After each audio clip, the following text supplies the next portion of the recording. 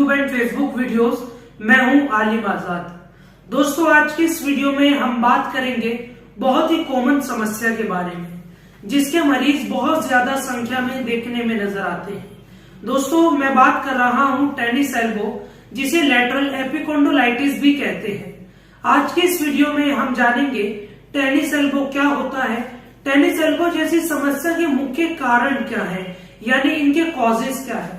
दोस्तों, अगर हम टेनिस एल्बो जैसी समस्या से पीड़ित हैं तो हमें किन चीजों को अवॉइड करना चाहिए, और मैं आपको बहुत ही कारगर एक्यूप्रेशर के पॉइंट्स बताऊंगा जिनको स्टिमुलेट करके, जिनको प्रेस करके आप टेनिस एल्बो जैसी समस्या में बहुत अच्छे रिजल्ट्स ले सकते हैं और आप टेनिस एल्बो जैसी समस्या को हमेशा के लिए अलविदा भी कह सकते हैं।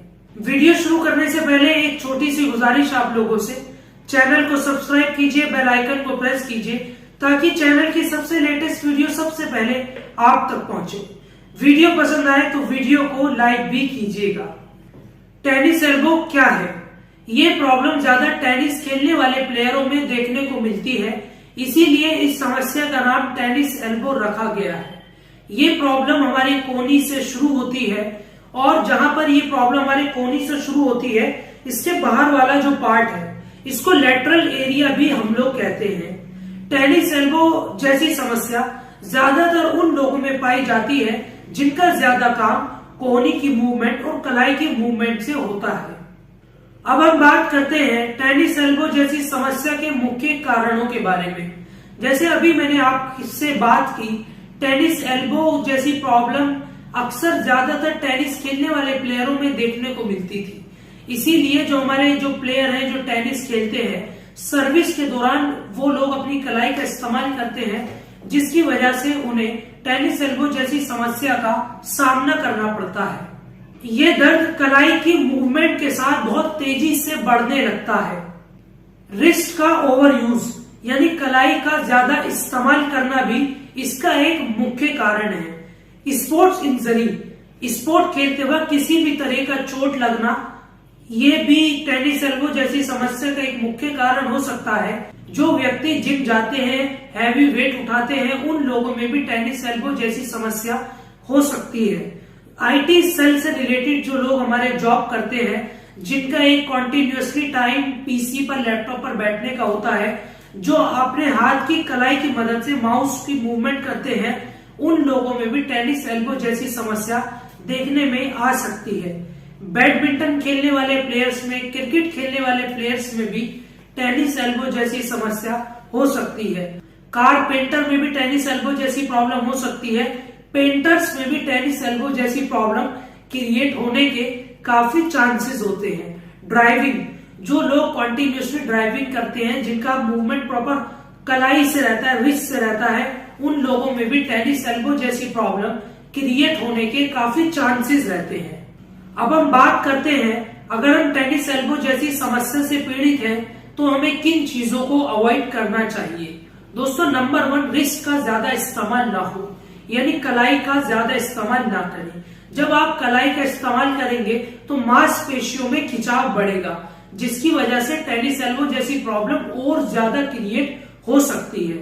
दोस्तों, नंबर 2, हैवी वेट मत उठाइए, हैवी वेट को अवॉइड कीजिए। किसी भी तरह की वो एक्टिविटी ना करें जो हमारी कलाई से जुड़ी हुई है, उन सभी कामों को आप अवॉइड करें। अगर आप टेनिस एल्बो जैसी समस्या से पीड़ित हैं और उसके बाद में अगर आप कुछ चीजों को नजरअंदाज नहीं करते हैं, तो आपकी टेनिस एल्बो का पेन यहां से चल करके ये आगे की तरफ रेडिएट होना शुरू हो जाएगा। फिर ये धीरे धीरे आगे की मांसपेशियों में आने लगेगा, जिसमें इन्फ्लामेशन हो जाएगा, सूजन बढ़ जाएगी, मांसपेशियों में खिंचाव होने लगेगा, जिसकी वजह से पेशेंट को बहुत ज्यादा तकलीफ का सामना करना पड़ सकता है। उसके बाद में ये प्रॉब्लम धीरे धीरे आपके हाथों की उंगलियों में भी आनी शुरू हो जाएगी, जिसमें पेशेंट का हाथ कपकपाने लगता है, पेशेंट को सेंसेशन होने लगती है, पेशेंट को टिंगलिंग होने लगती है। तो आप इन सब चीजों का ध्यान रखें। आइए मैं आपको कुछ टेनिस एल्बो से रिलेटेड एक्सरसाइज बताता हूं, जिसको करके आप टेनिस एल्बो जैसे पेन में आप राहत पा सकते हैं, आप रिलीफ पा सकते हैं। दोस्तों, जिस हाथ में आपको प्रॉब्लम है, उस वाले हाथ की जो कलाई है, कलाई का जो जोड़ है, इसको हाथ की 4 उंगली से इस तरह से पकड़ लें और इस तरह से अपने हाथ की मूवमेंट करें, कलाई की ऊपर नीचे इसको लेकर के जाए। अपनी उंगलियों को खोल लें और धीरे धीरे इसको ऊपर और नीचे लेकर के जाए। Anticlockwise, then clockwise, anticlockwise, then clockwise. इसको 2 से 3 बार इसकी मूवमेंट करें। करने के बाद आप देखिएगा मांसपेशियों में आपको खिंचाव होने लगेगा। उसके बाद जब आप इस एक्सरसाइज को रेगुलर करेंगे तो पेशेंट को बहुत अच्छे रिजल्ट्स मिलेंगे। दोस्तों, अगर आपकी टेनिस एल्बो की प्रॉब्लम बहुत ज्यादा बढ़ रही है और आपको बहुत ज्यादा तकलीफ का सामना करना पड़ रहा है तो मेरी आपको अपनी ये सलाह है कि आपको नजदीक में किसी भी अच्छे डॉक्टर से आपको कंसल्ट करना चाहिए। उससे क्या है कि दोस्तों आप किसी भी बड़ी समस्या के होने से आप बच सकते हैं। आइए मैं आपको बहुत ही कारगर एक्यूप्रेशर का ट्रीटमेंट बताता हूं, जिन पॉइंट्स को स्टिमुलेट करके, जिन पॉइंट्स को प्रेस करके आप टेनिस एल्बो जैसी समस्या में आप रिलीफ पा सकते हैं, आप बहुत अच्छे रिजल्ट्स ले सकते हैं। हमारे बहुत सारे पेशेंट जो टेनिस एल्बो जैसी समस्या से पीड़ित थे वो लोग इन पर्टिकुलर पॉइंट्स पर एक्यूप्रेशर करके बहुत अच्छे रिजल्ट्स ले चुके हैं। आइए नजर डालते हैं उन प्रेशर पॉइंट्स की तरफ। दोस्तों, हमारे हाथ में आपको ब्लैक कलर से मार्क एरिया नजर आ रहा होगा। दोस्तों, जो हमारी कलाई है, कलाई के जोड़ के बिल्कुल बीच में। दोस्तों, ये टेनिस एल्बो जैसी समस्या का एक्यूप्रेशर का मेन पॉइंट है। और दोस्तों, ठीक इसके पीछे में जहां पॉइंट ये वाला है, आगे वाला, ठीक इसके पीछे में आपको ब्लैक कलर से मार्क पॉइंट नजर आ रहा होगा। इन पॉइंट्स को आप कैसे ढूंढेंगे? जब आप अपना हाथ का अंगूठा इस वाले पॉइंट पर रखेंगे और पीछे की तरफ और जब आप मूवमेंट करेंगे तो आपको ये पॉइंट नजर आ जाएगा। कुछ खाली खाली जगह आपको नजर आएगी। दोस्तों, इन पॉइंट्स पर आपको डीप प्रेस करना है, फिर छोड़ देना है। डीप प्रेस कीजिए, फिर छोड़ दीजिए। एक बार डीप प्रेस कीजिए, फिर छोड़ दीजिए। इनको आप कुछ इस तरह से भी स्टिमुलेट कर सकते हैं। Deep press then relax, again deep press then relax. और दोस्तों, आप अपने हाथ के अंगूठे की मदद से और उंगली की मदद से आप इन पॉइंट्स को एक साथ भी स्टिमुलेट कर सकते हैं।